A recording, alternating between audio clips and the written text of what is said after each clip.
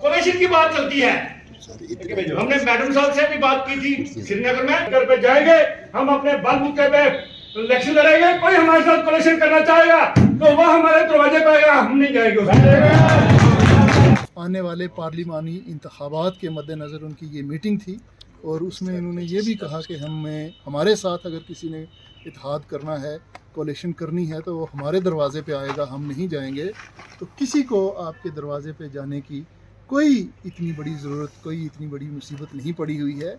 हर आदमी को सियासत में हक़ है कि वो अपनी ज़ोर आजमाई करे। इंतखाबात को अब ज़्यादा वक्त दूर नहीं रहा है।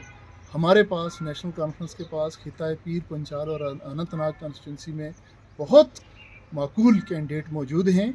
इंशाअल्लाह पार्टी की तरफ से कैंडिडेट नामज़द होंगे और बहुत बड़ी भारी अक्सरियत के साथ खुद अपने दम पर जीत के आएंगे।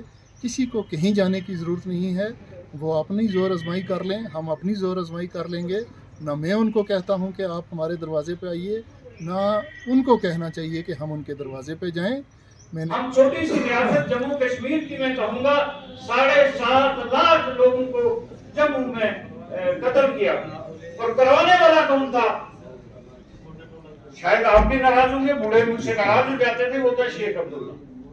शेख अब्दुल्ला लोगों के सामने शेख अब्दुल्ला, मैं इसकी तारीफ करता हूँ ताजिमदार की, सच कहा इसने।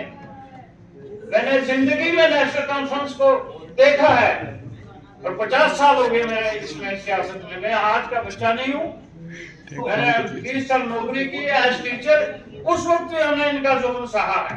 राजौरी में पीपल्स डेमोक्रेटिक पार्टी जमात की एक मीटिंग हुई है जिसमें उनके जोनल सदर भी थे मौजूद शायद, या और दूसरे अहदेदारान ज़िला के भी थे। उसमें पीपल्स डेमोक्रेटिक पार्टी के अहदेदारान ने और सीनियर लीडर्स ने नेशनल कॉन्फ्रेंस के कायदीन और मरहूम जनाब शेख मोहम्मद अब्दुल्ला साहब की ज़ात को लेके कुछ ऐसी बातें की हैं, मगर इस किस्म की बातें जो शेख मोहम्मद अब्दुल्ला साहब के लिए कहा गया कि 1947 के जम्मू के मैसेकर में उनका हाथ था या उनकी वजह से हुआ, इस किस्म की बातें कम अज़ कम मैंने अपने सियासी करियर में आज तक किसी भी दूसरी सियासी जमात या किसी भी दूसरे फ़िरका से आज तक नहीं सुनी। नेशनल कॉन्फ्रेंस जमात के बदतरीन से बदतरीन मुखालिफ ने भी इस किस्म की बातें आज तक नेशनल कॉन्फ्रेंस या शेख साहब के बारे में नहीं कही हैं जो कल पीडीपी के लोगों ने शेख साहब के बारे में कही हैं। और ना ही तारीख़ से आज तक हमें नज़र आता है कि उस मसकर में शेख साहब का कोई रोल था या कोई हाथ था।